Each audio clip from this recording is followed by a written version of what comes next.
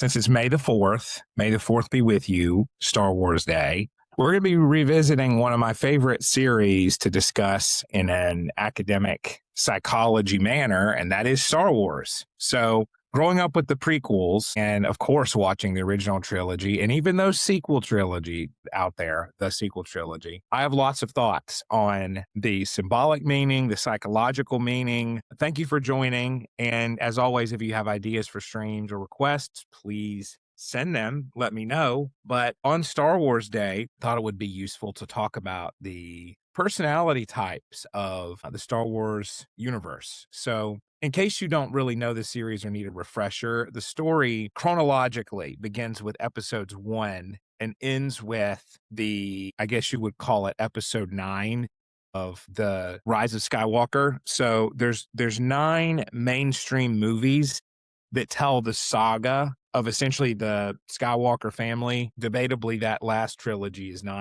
not really. It tells the story of Rey, who, spoiler, is a Palpatine, which is interesting because we'll get into it. But the Palpatine family is maybe not what you think, because I did some diving into a book that came out about Palpatine, and I'm going to see if it's canon, because that's going to change a lot. But okay, so interesting. What is canon about Palpatine? I want to see what's canon about Palpatine. The story is of Anakin Skywalker, who was a slave boy for the planet of Tatooine, a desert planet that is considered somewhat backwoods, like a redneck planet, okay? So Anakin Skywalker is born to a virgin mother of force molecules called midichlorians. And if you're hearing Christ-like echoes, then I think that was the point. He decidedly does not follow a Christ trajectory, though, because Anakin is bought. He wins his victory. He wins his freedom through a victory at pod racing. So young Anakin Skywalker is introduced in Star Wars Episode 1 as a precocious, very intelligent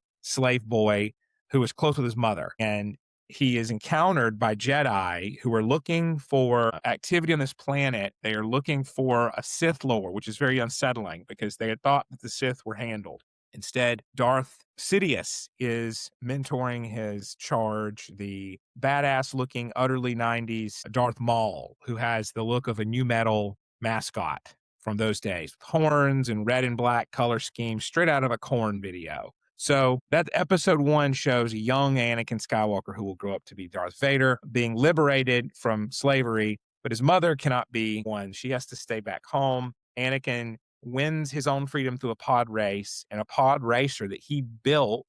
He also is shown to have built C-3PO, who is naked at this point, no gold plating. So episode 1 is essentially Anakin's liberation. He is won by the Jedis, Qui-Gon Jinn and Obi-Wan, who, of course, you know Obi-Wan if you watch the original series, but I'm going chronologically here, so we're just meeting Obi-Wan. And in episode 2, you see Anakin as a teen, and he is under the tutelage of Obi-Wan because Qui-Gon bravely sacrificed himself for Anakin's freedom in episode 1. Episode 2 is the ragtag adventures of the impetuous Anakin, who is ingenious in his tactics and very impulsive.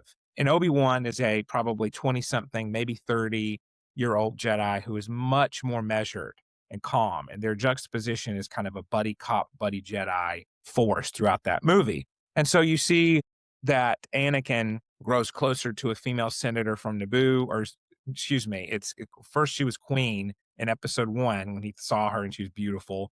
And now she is in episode 2. I believe she's a senator and has just continued serving her country because the queendom is passed on, like in certain countries now on Earth. It's not that the monarch is very interesting. So in episode 3, Anakin falls. Well, I should add that in the background here, what's occurring is the Jedi.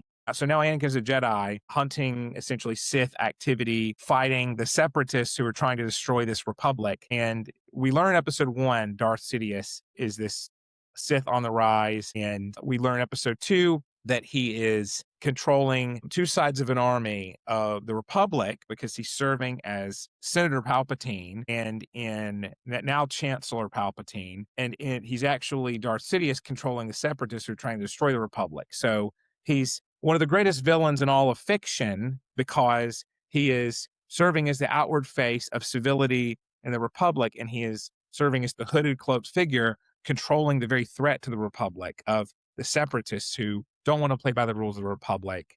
And so Palpatine is trying to arrange for more power by creating a threat. And so I would say false flag, but the fact is these are real threats he's creating to then fight.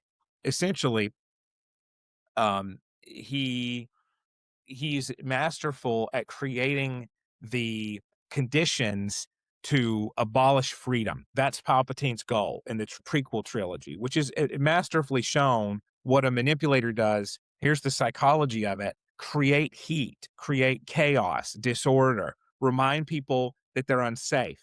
And then they're willing to cling to you when you are calm and offer solutions. Of course, he can be calm and offer solutions. He's causing the problems. So he is allied with the Jedi up until episode 3. Basically, someone who keeps them close because he knows that they're his enemy. And what better way to keep tabs than by, showing that, being a false friend. So in this trilogy, you have 3 different things happening. You have Anakin's rise through the Jedi ranks as a powerful Force user who has much fear because he was separated from his mother, older than most Jedis, but still at a young age. And in episode 2, we see that his mother is at death's door because she's been kidnapped by Tusken Raiders. And so Anakin snaps. He tries to find her. He tracks her down. She was stolen. And he unalives all of the Tusken Raiders. And that's his first act of massive, massive revenge and anger. Okay. Because his one attachment figure was taken from him. And this surrogate attachment figure of Padme, the senator in Naboo, where a lot of the action has taken place, where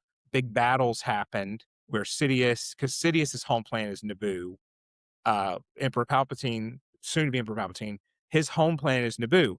So much happens there in episode 1. And, Anakin's destiny is tied to Naboo in very interesting ways because he is a product. His greatest mentor, soon to be Palpatine, is from Naboo, as is his love interest Padme. So you have Anakin's rise through the Jedi ranks as a high performer, but with much fear, which upsets Yoda. And Yoda is portrayed as a bit sanctimonious. I think it's a good characterization. The prequels ask the question, how did we get to the original trilogy, which is a darkness and an imperial control? How would anyone let that happen to the galaxy? Well, we have the answer that great fear was evoked and people gave away their freedom because Palpatine spoke with a smooth velvet voice of promises. And so one thing happening is the political story. The other thing happening is the psychological stories of Anakin losing his literal mother, losing his surrogate father, Qui-Gon, having a surrogate somewhat father figure who's closer to his age, which I think kind of works against it, a surrogate older brother or uncle character in Obi-Wan. And Obi-Wan is caring toward Anakin, but he's not the seasoned shades of gray figure that Qui-Gon Jinn was. So Anakin could have used someone like that to remember that good can be chaotic good. But he doesn't get that. He gets the sanctimonious Jedi, and then he gets the sweet flavor of revenge and darkness offered by Palpatine. So obviously Anakin is swayed to the dark side. He is so enraged by his fear. Again, fear being the theme of the prequel trilogy. Palpatine rises from a senator to a chancellor to emperor through evoking fear in others and supplying the solutions. So in a book about Palpatine called Plagueis that has his early mentor, Darth Plagueis, it's shown that Palpatine comes from a rather well-to-do family on Naboo. Okay, so he doesn't come from humble beginnings, and he is out of the gate rather psychopathic, according to this book. So I think it's fascinating to look at.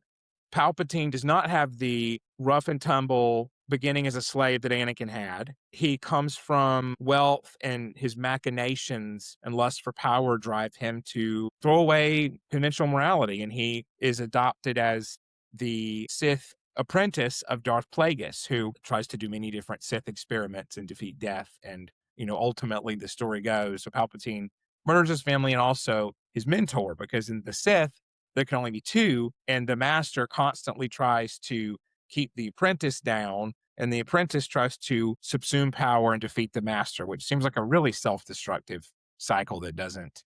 How does that? It's a weird system that seems, the more you look at it, to fall apart. But whatever, it's a movie.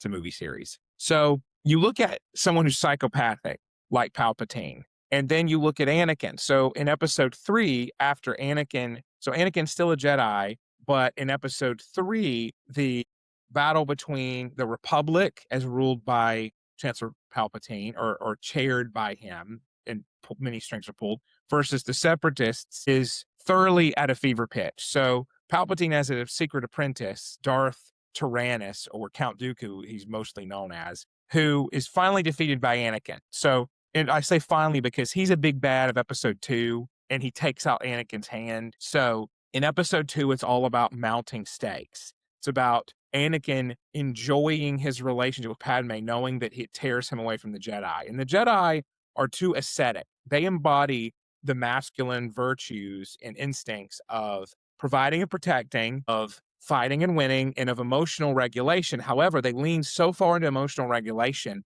that they don't savor the stuff of life. So think about that. The Jedi are essentially a militant monk sect in space. And Anakin is a passionate individual. He was passionate and precocious as a child. He built C-3PO. He was very mechanically inclined. Ironic, he would become a machine. Very, I'm sure, very intentionally done by Lucas. But Anakin is not an ascetic. He is not a monk.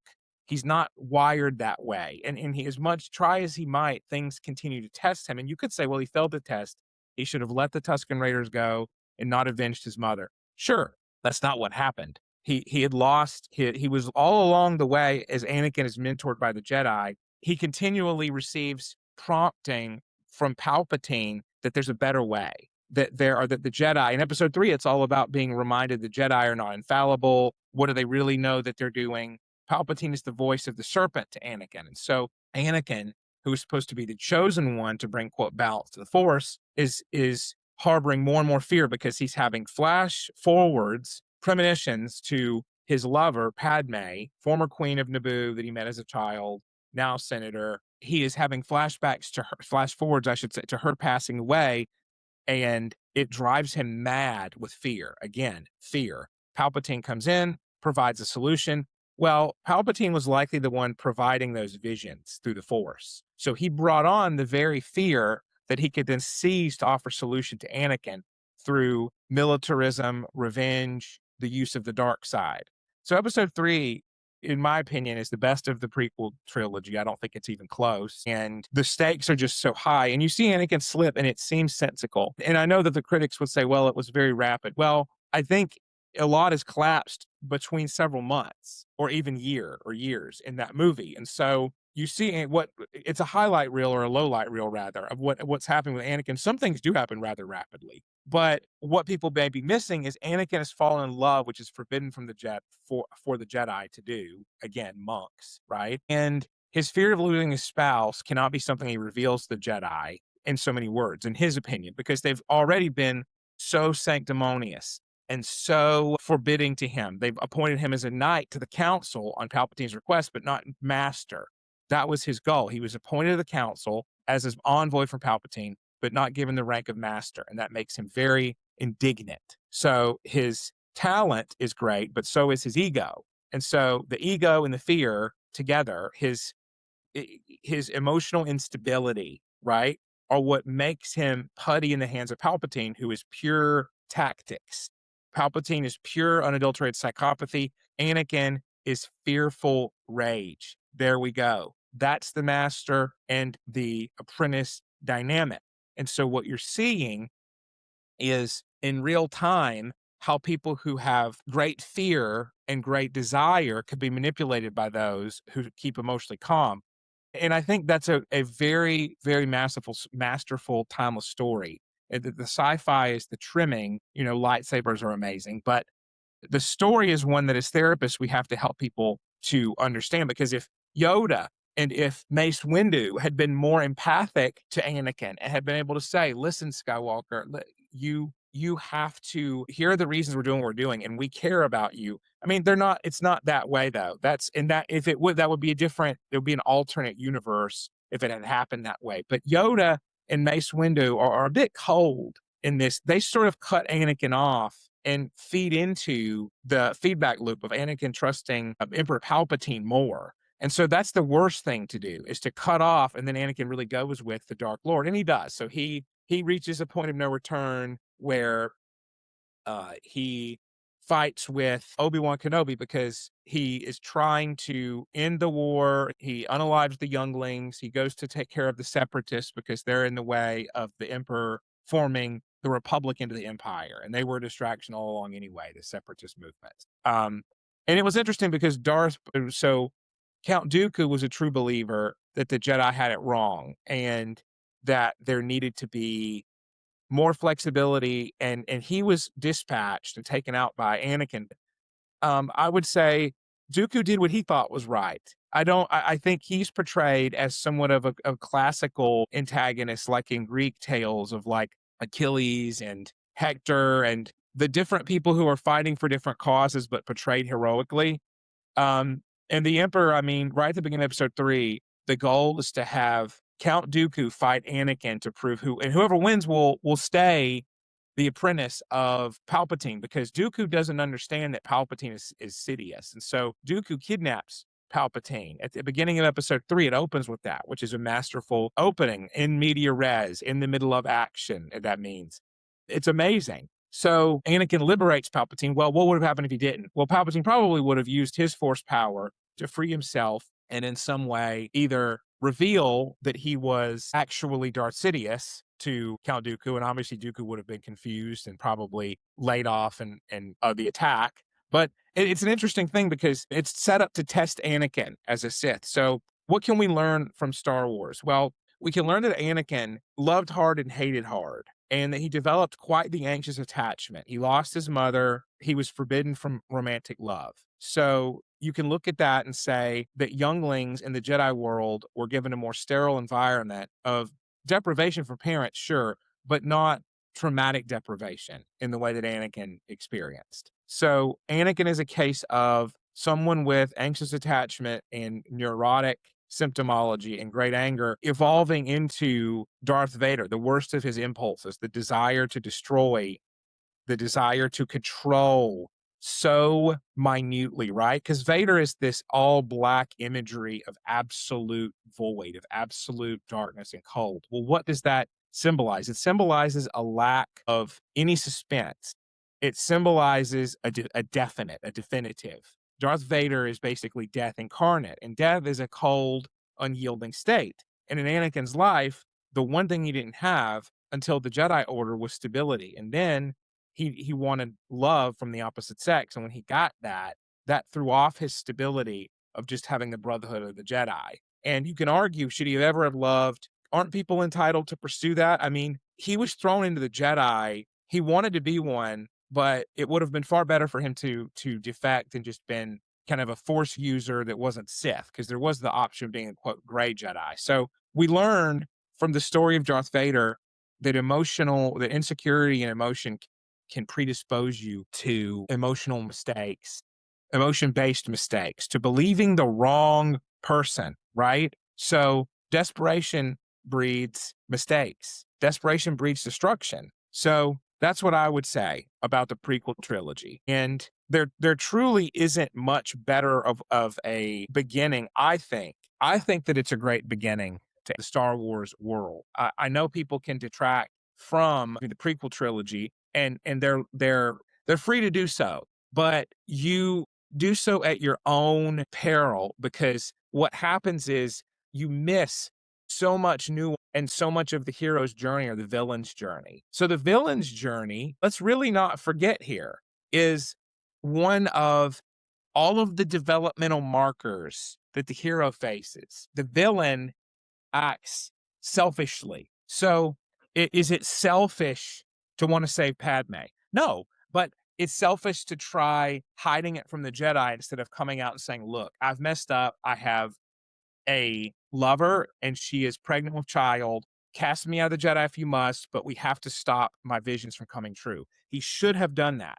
And then it could have been uncovered potentially through Yoda or Mace Windu or other Jedi using their force abilities to see that Anakin's vision was clouded by implanted visions from Palpatine. So Anakin was enmeshed in his identity as the golden boy, especially when he came from nothing. He came from nothing and then he became greatness. And so, of course, would any of us be able to humble ourselves at that point? I hope so. So, okay, the original trilogy is just a masterclass in the idea of the hero's journey. You have an inciting event, you have a mentor figure, you have Luke Skywalker is being raised by his aunt and uncle because obviously by the end of episode 3, Anakin becomes Darth Vader. He fights Obi-Wan, is defeated, is stricken into lava, and has to use breathing machine to become a robot. Great. Not a robot, a cyborg. So that's the beginnings of the tale. And people don't like to know the face of evil often. They want a boogeyman. So Anakin is not the boogeyman anymore.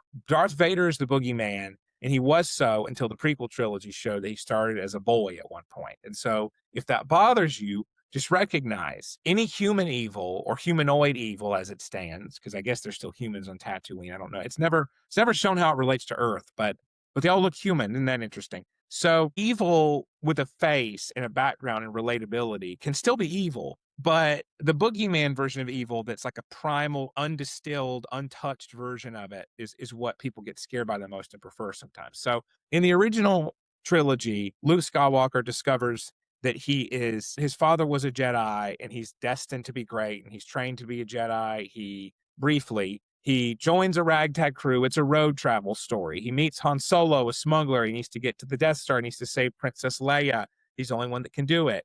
He teams up with Han. He discovers that he's stronger than he realized through the mentor Obi-Wan, who cares for Luke. And Obi-Wan's able to get it right this time. He's able to have a student who's not so motivated by fear and trauma that he can face the obstacles of a Jedi and not be tempted to use his power for evil. So the first movie ends with Luke destroying the Death Star, not knowing Darth Vader's his dad, and Darth Vader strikes down Obi-Wan. There you go. So I know maybe the hate would be good for my views, but the original movie's fine.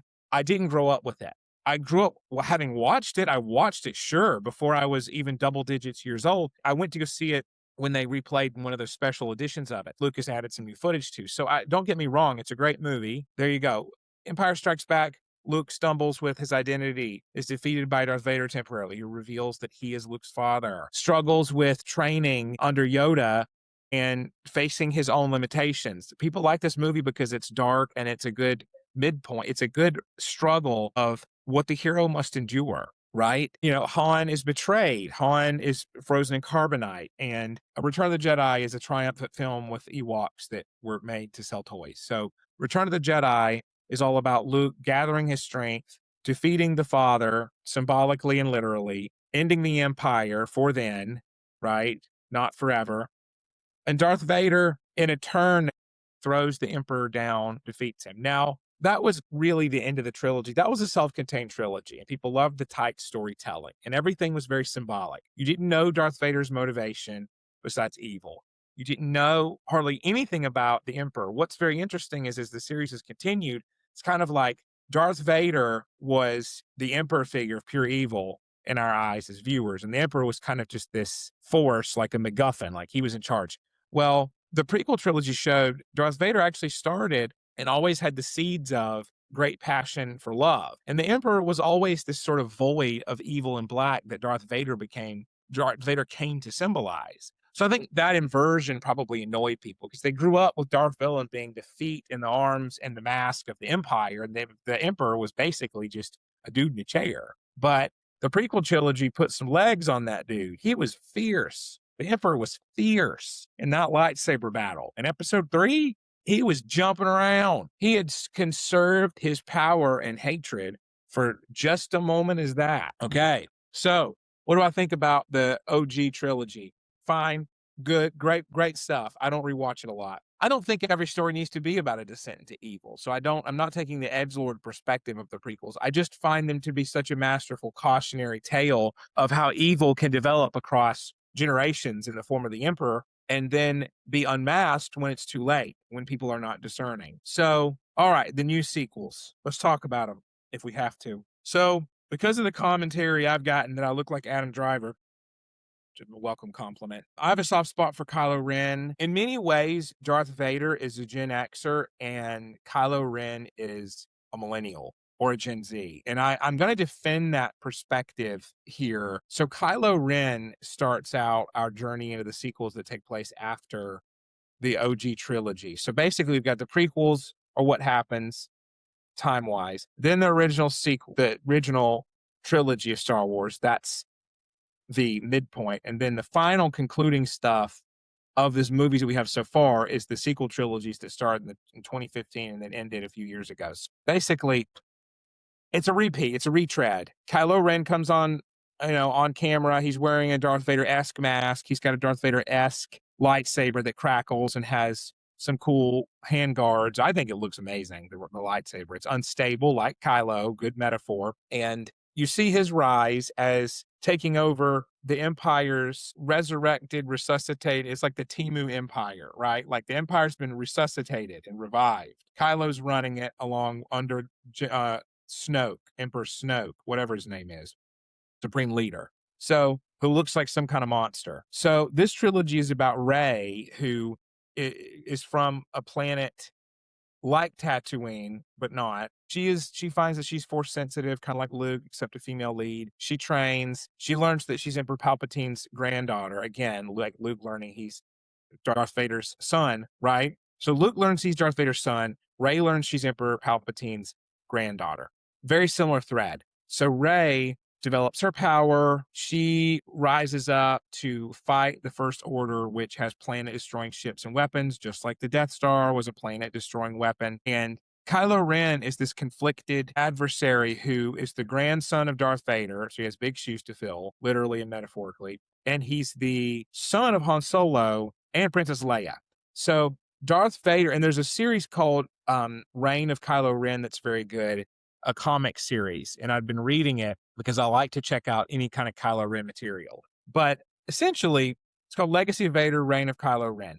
So Darth Vader grew up in deprivation and was truly the if anyone deserves the title of I walked to school a mile and back boomer story, it would be Vader. Kylo Ren grew up with loving parents, and he grew up being trained by Luke Skywalker as his uncle, for God's sake. And he turned still to the dark side, right? So he resembles Palpatine in many ways. He didn't have this real reason, and maybe it was. So one thing that happened was Luke could sense some darkness in Kylo, and rather than Luke, like with his father, Darth Vader, trying to pull out the light, Luke has a moment of thinking to unalive Kylo, standing above him in bed. How creepy. And that's some poor writing. I don't think it really would have worked that way if you had the same people writing that trilogy or the input from Lucas, but whatever. I don't know. I could be wrong on that he maybe did give input. But at this point, the sequels were owned by Disney. So the sequel trilogy starting in 2015, Disney. Lucas had sold Lucasfilms. Basically, you get Kylo Ren being pushed. If he had questions about the dark side, he didn't anymore after Luke. He thought Luke was going to kill him. And he could sense Luke's anger. Kylo goes on to try to forge his own way. And whereas Vader comes from deprivation and grit, Kylo Ren is whiny and comes from... Because people thought Vader was whiny. And then the sequel trilogy is like, hold my beer. Here comes Kylo. So, fine. Kylo... he's pretty badass. He's portrayed as a good fighter with the Force. I mean, he's not nothing. He is something. So he's portrayed as very unstable and emotional in his desire to kill the past. And so he literally unalive. Well, I already said the word. Dang it. That doesn't matter. It's probably enough into the video here on YouTube, but I'll look for it and edit it out maybe. But he's enough into, he unalives his father, literally Han Solo, because Han didn't want to be in all three of the movies. So he's in the first one and gets unalived. And then Kylo, tries to destroy any tie to his past. That's his thing, is I don't want to be owned by the past. Okay. Vader's whole fuel is his past, as we settle on and look at in this amazing comic book duology, Legacy of Vader, Reign of Kylo Ren. The great rage and wrath that Vader had was from loss of mother and wife. And Kylo doesn't have anything like that. He has sort of a Force vision flirtation with Rey. He has a Force flirtation with Rey. They have some chemistry, but ultimately, spoiler in the movies, Kylo turns good and he has to sacrifice himself against a resurrected Palpatine for Rey to live. So that's a very millennial Gen Z thing. There's a sexlessness to Kylo Ren. There could have been something, right? But there wasn't. There is no legacy of his children the same way that Vader left his progeny, right? Because Vader left physical children. Kylo didn't. Vader had romance. Kylo really didn't. Vader had his own grief arc of pain and origin point. Kylo doesn't. He's constantly trying to say, I'm good enough and find his way. So, and he's kind of the whiny brat, the whiny, precocious brat born into the Force powers and inheriting. So he eventually kills Snoke. Again, I said that word instead of unalive. Doesn't matter. He unalives Snoke and he takes over the First Order, pretending that someone else did it, that Rey did it. So he can take over the First Order and then have his cake and eat it too. Take it over as being the direct sort of voice, the direct in line, the next in line next of kin of Snoke, and then also having been against Snoke. So amazing. Now, I'm going to be honest. All is revealed in the third one, Rise of Skywalker, to be to some dissatisfying. Snoke is a malformed clone of Palpatine, and people didn't really know what was going on with that. They thought maybe it was Darth Plagueis, which would have been cooler, meaning that was the mentor of Sidious, of Emperor Palpatine. But so I think the psychology of Kylo Ren is he was too edgy, too emotional, inherited Darth Vader's temperament, Anakin Skywalker's temperament for, we could say, emotionality, for heavy emotion and just unwell dealing with disappointment. So emotional volatility, male BPD, whatever you want to call it, like impetuous, petulant child syndrome. I mean, he has a problem with any disappointment. He's extremely emotionally active. He's very much reactive. He's very much like Vader for episode 3 versus the later, more reserved Vader from the original trilogy. Kylo was constantly having tantrums. So he's like, and he wears the mask. He doesn't have the wounding or the run-in with the volcano that Anakin does. So he wears a mask to hide himself rather than to survive. And I think that's a crucial part. That's what symbolically separates Kylo Ren from Darth Vader. Kylo Ren puts on a mask because he is not comfortable in his own skin. Vader puts on a mask because he has no skin left. And he still desires to live and to do evil. But hey, nobody's perfect. So again, interesting way. I thought to contrast the two because Kylo really is like the millennial, what people think of as millennials or Gen Z.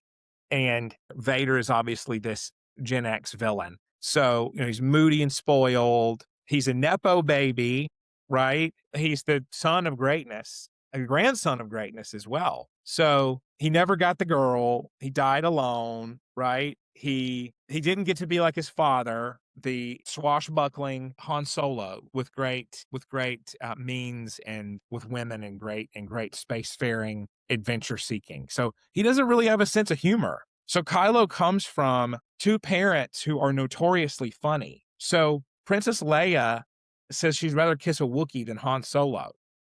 Okay. And so Princess Leia says she'd rather kiss a Wookiee than Han Solo. And Han Solo is the badass who says, I know, when Princess Leia says, I love you. So think about that. They were about the age that Kylo was. Oh, this is good. Okay. So again, it gets to cultural differences. So I could look up, but I'm not going to spend the time doing it. Harrison Ford. Okay. I am going to do it. How old was Harrison Ford in Star Wars G trilogy? We're going to look at this together, everyone. Mid to late 30s. 33 during New Hope. Okay. Hold that in mind. How old was Adam Driver during Star Wars Rise of Skywalker? Okay. 36. Okay. Bear with me on this. Okay. So Adam Driver was portraying a character the same age as his father was in the OG original, when I say OG original trilogy. Okay. So Kylo Ren is the man-child who the metaphor would be Kylo Ren is the porn-addicted, video game-addicted millennial or Gen Z guy who does not care to meet a woman, do the family thing. His career, like if you look at why is that the metaphor? Well, he's addicted to his own power for the reason just of it being there. He's not avenging anything, right? He trying to destroy his own past. Okay, cool. But he doesn't know, but he can't build anything better on it. So Han Solo was trying to make a buck, have adventure, meet people. He was the same age as Kylo in the original trilogy when he was in his 30s, right? Han Solo going about the galaxy without any means, just a Millennium Falcon, just having the Falcon and a friend, Chewbacca, and working for money and getting involved in adventure and romance. So it's very interesting. Kylo Ren brings a ship with him wherever he goes. He's very solitary. He's, again, in his room, the gamer guy, very low humor capacity, very low emotional intelligence and intellectual capacity for relating to others. And even in a psychopathic way, he's not psychopathic or he would be better at manipulating like Palpatine, right? He's not. He's even worse with people than Anakin. Anakin was great with Padme and very charming and good with the public, but he became ornery and highly emotionally unstable by episode 3. But Kylo doesn't have an experience of losing someone like that except Luke Skywalker, who he brings a building down on and doesn't kill. And so he gives himself trauma. So just to feel anything. That's an interesting point. So Kylo Ren gives himself trauma to try to evoke the greatness potential that Darth Vader had. But he's so terminally uncreative because that's not going to affect him the same way that a loss of a parent affected Vader. Why? Vader had people taken from him. Kylo killed him himself. Very different outcome to your brain when you made the action versus something was taken from you. Why? When trauma occurs, fundamentally, it's being interrupted from something. It's being unsafe and confined. Kylo's not unsafe. He does the unaliving. He takes down his own father. He doesn't lose his father through being human trafficked like Anakin loses his mother. So there's no way for him to somehow one-to-one cheat, to plagiarize Darth Vader's origin story to be compelling. It's almost like the movie's telling on itself. So Kylo Ren is this terminally uncreative sort of shut-in bro who just wants to be told he's great. And his way of doing that is the blueprint of Vader. He could have been more creative. He could have played the role of Palpatine if he wanted villainy and come with the face of the great protector, but then done things behind the scenes to sabotage and get more power. Much, much more of a playground to run with than he ended up giving himself. So unlike Palpatine, he outed himself as a Sith immediately to Luke and to others. And so it'll be interesting for me to collect more on this because he did have that short-term romance with Rey, right? Like he did kiss the girl. He did get the girl in terms of that Jungian like he united with her in spirit at the end, I guess. But I think we have a clear warning here that young men cannot be like Kylo, not just for the villainy, but because he is terminally uncreative and uninspired. You can't live an uninspired life, even as a villain. So what else about Star Wars? I think the strong female character of Princess Leia was ahead of her time. She was a princess like her mother, who was a queen, Padme. So Princess Leia was great. I think the hero's journey is always relevant. I think the view of masculinity in Star Wars is really good as well, because you could be a Han Solo. You could be sort of a Casanova with a heart of gold who decides to meet the right woman. You could be a Luke Skywalker and be less concerned with love in the short term and more concerned with your development of your competencies, because Luke fights and wins. That's a masculine instinct set. He provides and protects, more protects, right? And he controls his fear. He doesn't give in to the dark side. He's tempted. He has a vision that he is his father. I believe that's in Empire Strikes Back. So Luke overcomes that. And I think he had an advantage. His aunt and uncle were there to raise him, and they were very emotionally stable. And he did not have the same stakes on him and the same weight on his shoulders. He was not born the chosen one. He was not considered the chosen one. He knew his relatives. He had less trauma. And of course, when he got trauma across his adventures, he responded better, probably because he had better developmental skills in place, better coping skills, better defense mechanisms. So what do I think about the sequel trilogy? They were helmed by several different directors, and it shows. There's some scenes I would totally cut out that were there just, I guess, to make people feel good sitting in a theater. But we needed a better story. We needed story for the House of Skywalker. I think a Palpatine being who was cast off from privilege. So Rey is the opposite. She's cast off from privilege as Palpatine, as a descendant. I think she's born a Palpatine's son, who I don't understand that whole story, and we're given nothing about it. Maybe it's in some other books or novelizations, but Rey comes from nothing. Her parents disappear. I think they unalive. I don't know quite, but I mean that doesn't really matter. Rey is not portrayed as having any growth arc really. She just knows she's great. She goes with it, which is fine. But that was a big complaint. So I will say, I think it's badass that she was able to come from nothing, become great, become a hero. Kind of the opposite of Kylo. She did come from something, but lost it. Kylo came from something and destroyed it. So this was a fun Star Wars. I mean, I never realized I could talk alone for an hour about Star Wars, but I'm not surprised. I'm sure if I had some questions here, I can't read them. Actually, I probably could. Let's do that. Let's read some questions. Let's see what we got. Oh, that's gonna repeat. Hold on. Ask me some questions, y'all. Please. I can't see them if they're there, and that's okay. All right. I gotta pivot up this page, but the view count's good here. All right. That's just gonna keep repeating. I'm gonna have to get rid of that. All right. So let's take a look at some stuff here on X, the everything app. Everything. Yeah. Let's talk about it. Let's look at some star. Oh, good. Okay. View count. I mean, it's interesting. I don't know if this is a topic that people would rather had something else, but I mean, this was a pet project for me.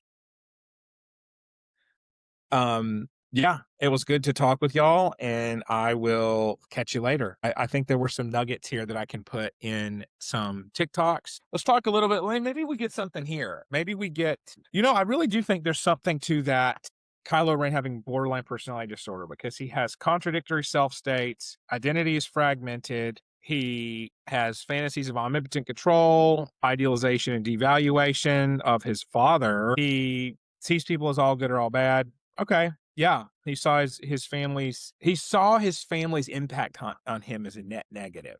So I think that's really, really important. And that's a really interesting thing. I mean, I think I think he follows after Anakin in that. I think he follows the splitting as a defense mechanism, because Anakin said the Jedi you're either for me or against me, or with me against me. And Obi-Wan said Anakin only Sith speak in absolutes.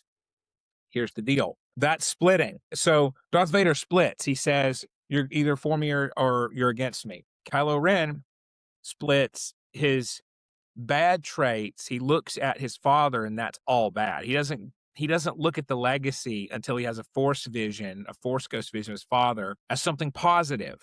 And he has to come to terms with that in Rise of Skywalker. So I think we could do another episode on the personality types of Star Wars characters and their defense mechanisms.